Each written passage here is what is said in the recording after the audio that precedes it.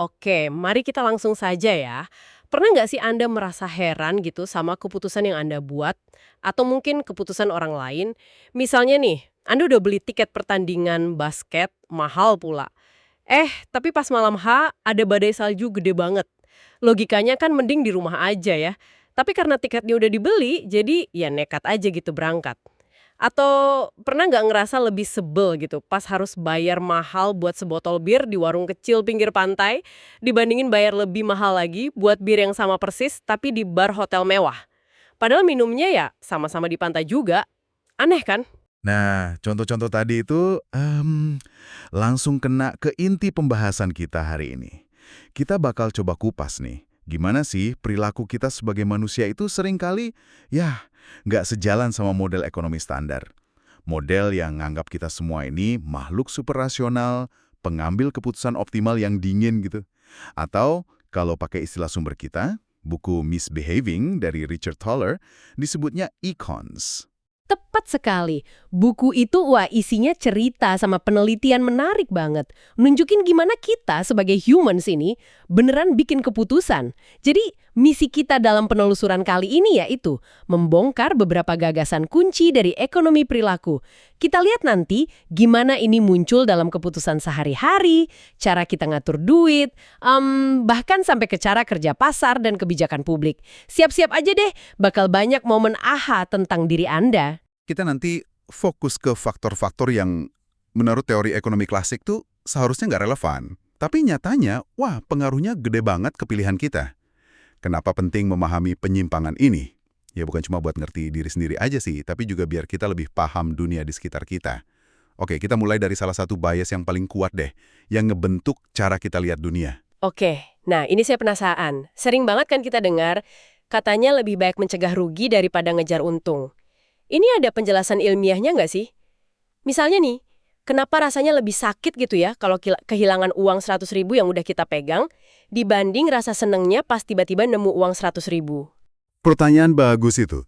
Dan itu langsung membawa kita ke salah satu konsep paling fundamental dalam ekonomi perilaku.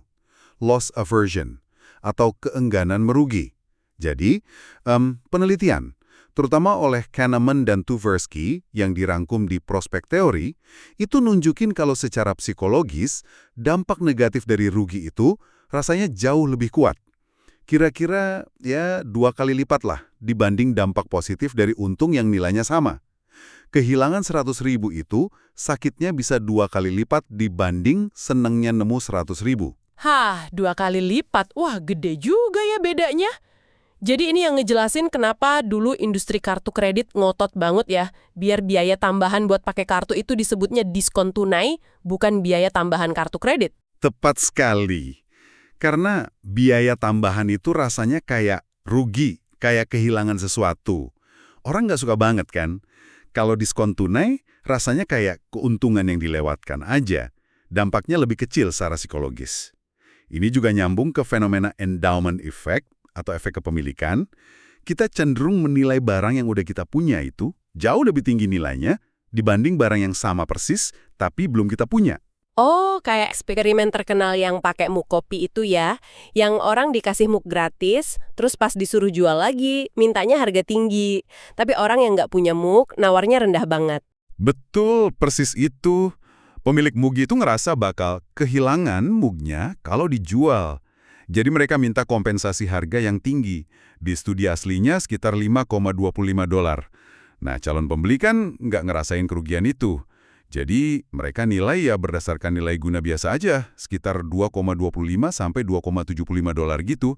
Rasa enggan kehilangan ini kuat banget loh. Pengaruhnya ke cara kita nilai rumah, saham, bahkan tiket konser yang udah di tangan. Anda mungkin pernah kan ngerasa susah jual barang lama padahal udah nggak kepake. Cuma gara-gara sayang. Wah, iya banget. Langsung kepikiran barang-barang numpuk di gudang nih. Oke. Selain soal rugi-rugian ini, ada lagi nggak sih keanehan kita soal duit? Sumber kita nyebut soal rekening mental yang kepisah-pisah gitu. Bisa dijelasin nggak? Ah iya, mental counting. Ini kecenderungan kita buat memperlakukan uang itu beda-beda. Tergantung asalnya dari mana, atau mau dipakai buat apa. Seolah-olah uang itu masuk ke rekening-rekening di kepala kita yang misah gitu. dan nggak bisa saling gantiin. Padahal kan logikanya, ya uang tetap uang aja, nilainya sama. Contohnya gimana tuh di kehidupan nyata, biar kebayang? Contoh klasiknya gini deh. Anda mungkin rela nyetir katakanlah 20 menit lebih jauh buat hemat 50.000 pas beli radio yang harganya 250.000. Ya kan? Tapi coba pikirin, apa Anda rela nyetir 20 menit yang sama buat hemat 50.000 pas beli TV yang harganya 5 juta rupiah? Kebanyakan orang kayaknya, nggak deh, kenapa coba? Karena 50.000 itu rasanya gede dibandingin 250.000. Hemat 20% kan? Tapi dibandingin 5 juta rupiah, rasanya kecil banget. Cuma hemat 1%. Padahal nilai hematnya sama persis loh. 50.000 buat 20 menit waktu Anda. Oh, jadi kita nilai transaksi itu bukan cuma dari barangnya aja, tapi juga dari deal-nya ya. Kayak kita ngerasa untung atau enggak gitu. Tepat. Ini ada kaitannya sama transaction utility. Kepuasan yang kita dapat dari ngerasa dapat penawaran bagus atau deal yang oke. Ini beda lagi sama acquisition utility atau kepuasan karena punya barangnya itu sendiri. Ingat contoh bir di pantai tadi? Orang rela bayar mahal di resor mewah karena ya ekspektasinya harganya emang segitu, jadi dealnya terasa wajar. Tapi kalau warung kecil jual harga segitu, rasanya kayak dirampok, dealnya jelek banget. Padahal birnya sama, nikmatnya juga mungkin sama aja. Ini juga yang bikin strategi harga murah tiap hari tanpa diskon gede-gedean itu sering gagal di department store kayak JCPenney dulu. Orang kehilangan sensasi menang karena dapat diskon gede itu loh. Menarik banget ini. Ini juga ngejelasin dong ya, kenapa kalau kita dapat uang kaget kayak menang undian gitu, rasanya lebih gampang buat dihambur-hamburin, kayak bukan duit beneran gitu. Nah, itu dia fenomena yang disebut house money effect. Uang yang didapat gampang atau nggak disangka-sangka itu seringnya masuk ke rekening mental yang beda. Rasanya kayak kurang nyata gitu. Atau bukan uang hasil kerja keras. Makanya kita jadi lebih berani ambil resiko atau belanja impulsif pakai uang itu. Kalau kita sadar soal rekening mental ini ya, bisa bantu kita lebih bijak sih ngatur anggaran sama pengeluaran. Oke. Selain bias soal nilai uang, kita juga sering perang sama diri sendiri kan? Antara niat baik jangka panjang, tapi tergoda sama kesenangan jangka pendek. Gimana ekonomi perilaku lihat ini? Nah, ini pertarungan klasik banget nih. Antara apa yang sumber kita sebut sebagai planner lawan doer. Planner itu ya diri kita yang rasional, mikir jangka panjang. Pengen nabung buat pensiun, makan sehat, olahraga teratur. Kalau doer, itu diri kita yang impulsif. Hidup buat sekarang aja, pengen senang cepet. Gampang tergoda diskon makanan cepet saji misalnya. Kayak di eksperimen marshmallow yang terkenal itu dong ya. Anak-anak yang disuruh nahan nggak makan satu marshmallow sekarang biar nanti dapat 2. Tapi banyak yang nggak kuat nahan. Persis. Itu contoh bagus banget dari present bias atau bias kekinian. Kecenderungan kita buat sangat mutamain kepuasan sekarang dibanding kepuasan di masa depan. Padahal mungkin kepuasan masa depan itu lebih gede. Makanya nabung, diet, atau berhenti ngerokok itu susah banget. Plannernya bikin resolusi bagus, tapi doernya yang ngambil alih pas godaan datang. Terus gimana belang caranya biar si planner ini bisa menang lawan si doer? Ada triknya? Salah satu caranya kita bisa pakai commitment devices atau alat pengikat komitmen. Contoh paling simpel ya, naruh jam waker jauh dari kasur. Biar Anda harus bangun kan buat matinya, nggak bisa pencet snooze terus tidur lagi. Atau contoh yang lebih canggih, ya program Save More Tomorrow yang nanti kita bahas dikit lagi. Intinya sih, kita perlu strategi buat ngakalin kecenderungan alami kita buat nunda hal baik yang susah, tapi nyegerin hal enak yang rugi jangka panjang. Oke, jadi kita udah lihat nih gimana kita suka bias soal rugi, soal uang, bahkan soal diri sendiri. Nah, gimana sama hubungan kita ke orang lain? Terutama soal keadilan atau fairness. Apa adil itu cuma hitung-hitungan untung rugi aja? Ternyata, nggak sesimpel itu. Persepsi soal keadilan itu kuat banget pengaruhnya. Seringkali malah ngalahin pertimbangan ekonomi murni. Sumber kita ngasih contoh yang jelas banget. Naikin harga skop salju gila-gilaan pas abis badai salju. Secara ekonomi, ya wajar aja kan. Permintaan melonjak, stok segitu aja. Tapi, mayoritas orang, sekitar 82% di survei, nganggap tindakan ini tuh sangat nggak adil. Eksploitatif banget rasanya. Loh, kenapa gitu?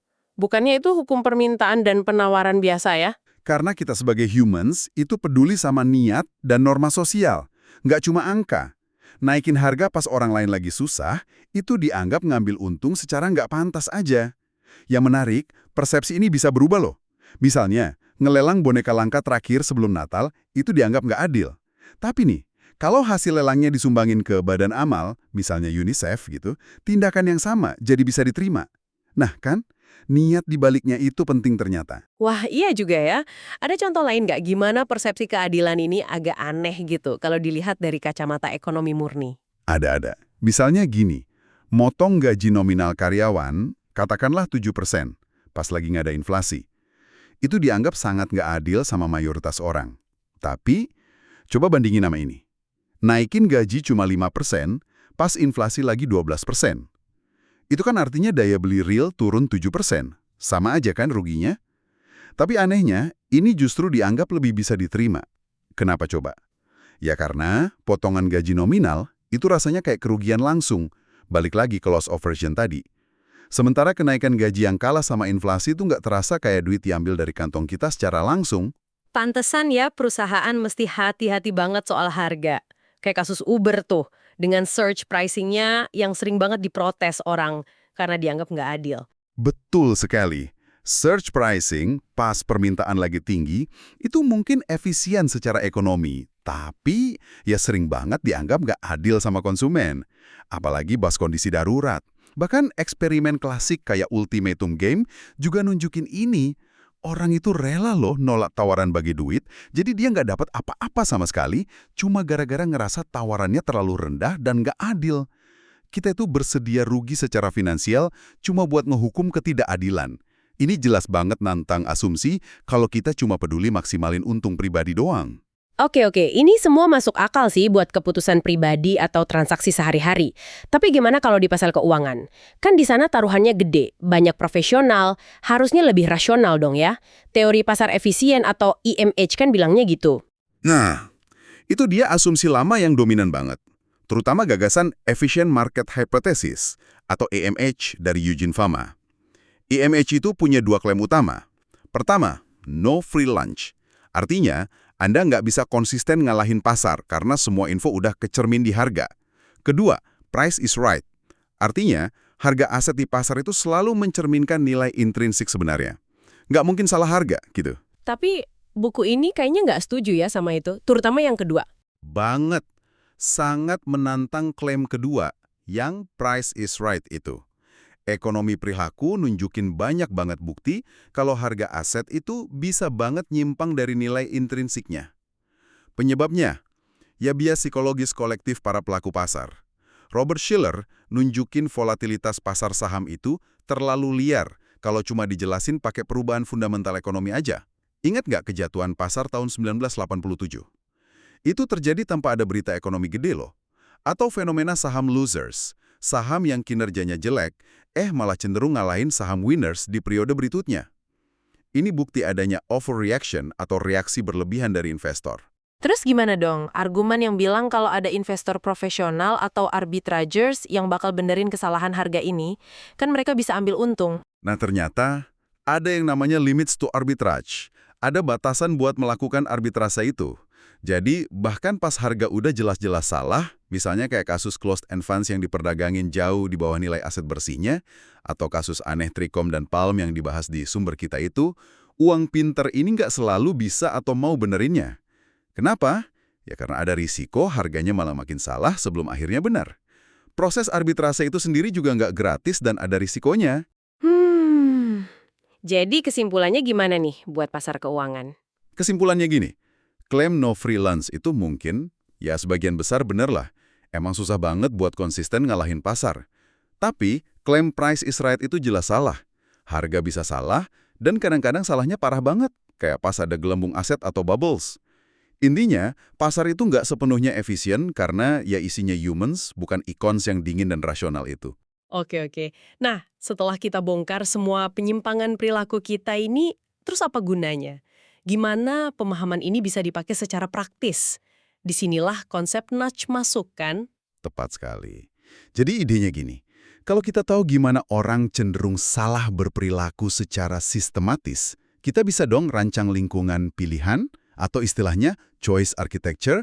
Lingkungan ini tujuannya buat mendorong, to nudge, orang secara halus, secara lembut gitu, ke arah keputusan yang lebih baik. Tapi penting nih, sesuai dengan tujuan mereka sendiri. Jadi ini bukan maksa, makanya disebutnya libertarian patternism. Tetap ngasih kebebasan milih, tapi bikin pilihan yang baik itu jadi lebih gampang diambil. Bisa kasih contoh konkret nggak gimana nudge ini bekerja di lapangan? Contoh yang paling terkenal dan efektif banget itu program pensiun Save More Tomorrow atau SMRT. Ini dirancang oleh Thaler sama Benarzi. Program ini pinter banget ngatasin dua bias utama kita. Inersia alias males ngapa-ngapain, sama present bias alias susah nabung buat masa depan. Caranya gimana? Ngajak karyawan buat komitmen sekarang. Komitmen buat apa? Buat naikin persentase tabungan pensiun mereka secara otomatis. Tapi nanti, setiap kali mereka dapat kenaikan gaji. Oh, jadi kenaikan tabungannya diambil dari kenaikan gaji ya, biar gaji bersih yang dibawa pulang itu nggak pernah kerasa turun gitu. Wah, cerdas banget. Di uji coba awal, partisipan itu rata-rata naikin tingkat tabungan mereka dari sekitar 3,5% jadi 13,6% cuma dalam beberapa tahun. Cuma ngubah pilihan default atau opsi standarnya ke pendaftaran otomatis, automatic enrollment, di program pensiun, juga udah efektif banget ningkatin partisipasi. Kenapa? Ya karena manfaatin kekuatan inersia tadi, orang cenderung diam aja kalau udah otomatis didaftarin. Keren! Ada contoh lain nggak di luar bidang keuangan? Ada, banyak sebenarnya. Misalnya di Inggris nih, ada Behavioral Insights Team atau BIT. Mereka nemuin kalau nambahin kalimat simple aja di surat tagihan pajak, kalimatnya kayak gini, mayoritas orang di wilayah Anda udah bayar pajak tepat waktu. Ternyata itu aja udah ningkatin tingkat kepatuhan pembayaran secara signifikan. Ini manfaatin kekuatan social norms atau norma sosial. Kita kan cenderung pengen kayak orang kebanyakan ya. Intervensi kayak gini biayanya hampir nol, tapi hasilnya nyata buat penerimaan negara. Kuncinya sih, emang nguji intervensi ini seringnya pakai randomized control trials atau RCTs biar bener-bener tahu mana yang efektif. Jadi nih, setelah kita ngobrol panjang lebar soal ini, apa sih kesimpulan utama yang perlu kita ingat bareng-bareng? Intinya sih, model manusia sebagai accounts yang super rasional itu ya nggak akurat aja. Kita ini humans, lengkap sama bias kognitif kita, jalan pintas mental kita, emosi kita, yang semuanya ngaruh ke keputusan kita. Jadi, misbehaving atau berperilaku menyimpang dari model rasional itu, ya normal. Bahkan bisa diprediksi polanya. Dan pentingnya kita paham pola penyimpangan ini bukan buat nyalah-nyalain ya, tapi justru buat ngebantu diri kita dan orang lain. Tepat. Buat Anda pribadi, pemahaman ini bisa bantu ngenalin jebakan-jebakan mental pas ngambil keputusan finansial, kesehatan, atau karir. Biar lebih waspada gitu. Buat bisnis, ini bisa jadi kunci buat ngerancang produk, layanan, bahkan harga yang lebih pas sama psikologi pelanggan. Dan buat pemerintah ataupun buat kebijakan, ini ngebuka pintu buat bikin intervensi yang lebih efektif, lebih manusiawi, dan seringkali lebih murah buat mencapai tujuan publik. Jadi intinya ini tentang mengakui siapa diri kita sebenarnya dengan segala keunikannya, terus secara cerdas kita rancang lingkungan pilihan choice architecture yang bikin kita lebih gampang mencapai tujuan jangka panjang kita sendiri. Dan ini membawa kita ke satu pemikiran terakhir nih buat Anda renungkan nanti. Mengingat sumber kita nunjukin kalau bias-bias ini nggak cuma kena ke orang awam loh, tapi juga para ahli. Manajer tim olahraga profesional yang salah nilai pemain draft, eksekutif perusahaan yang terlalu takut ambil resiko padahal menguntungkan. Nah, pertanyaannya, seberapa besar sih kita bisa percaya gitu aja sama intuisi dan penilaian individu? Terutama buat keputusan-keputusan penting. Atau jangan-jangan kita harusnya lebih proaktif ya dalam ngebangun sistem, proses, aturan main yang secara eksplisit ngakuin dan ngakomodasi sifat dasar manusiawi kita ini. Tujuannya ya demi hasil yang lebih baik buat semua. Sesuatu untuk direnungkan lebih lanjut.